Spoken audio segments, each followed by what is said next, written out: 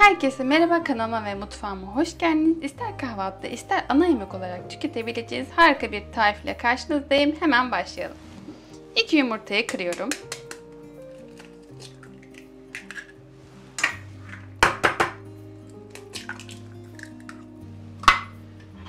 Çırpıcı yardımıyla çırpıyorum.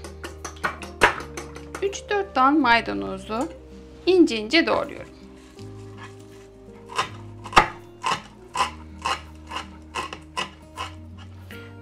Doğramış olduğum maydanozları yumurtaların içine ilave ediyorum.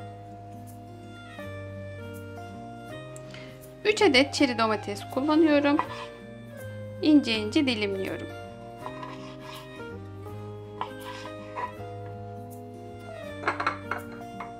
İsteğe bağlı olarak salam doğruyorum.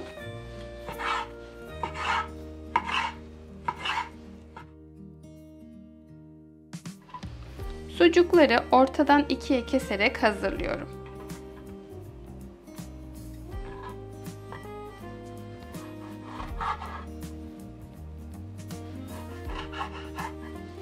Bir adet baget ekmek kullanıyorum. Ekmek bıçağıyla üst kısmını kesiyorum.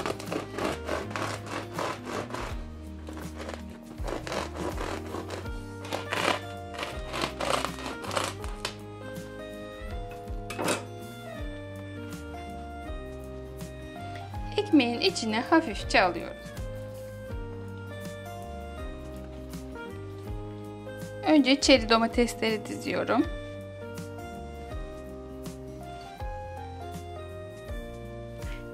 Telli eriyen peynir kullanıyorum.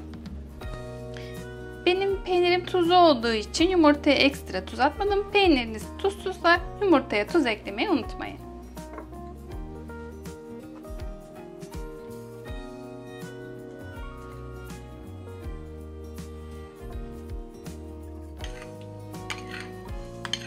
Yumurta maydanoz karışımını üzerine ilave ediyorum.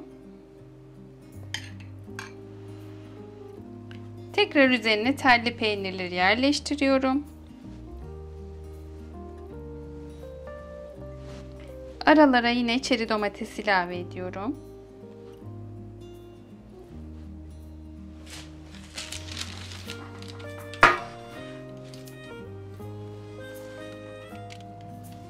Baget ekmeği çapraz bir şekilde koyuyorum.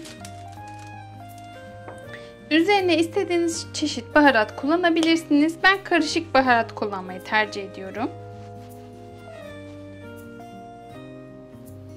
Üzerine küçük küçük tereyağı dilimliyorum. Lezzetini artırmak istediğim için.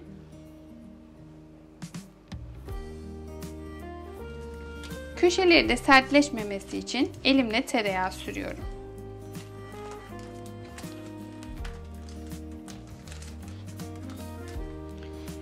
180 santigrat derecelik fırına pişmeye alıyorum.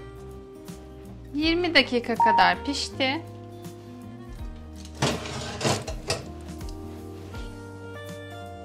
Doğramış olduğum sucukları üzerine koyuyorum.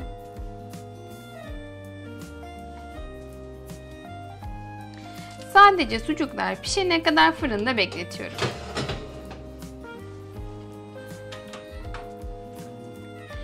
Ortadan ikiye böldüm. Yan taraflarının yumuşak olması için tekrar sıcakken tereyağı sürüyorum. Keserek servise hazırlıyorum.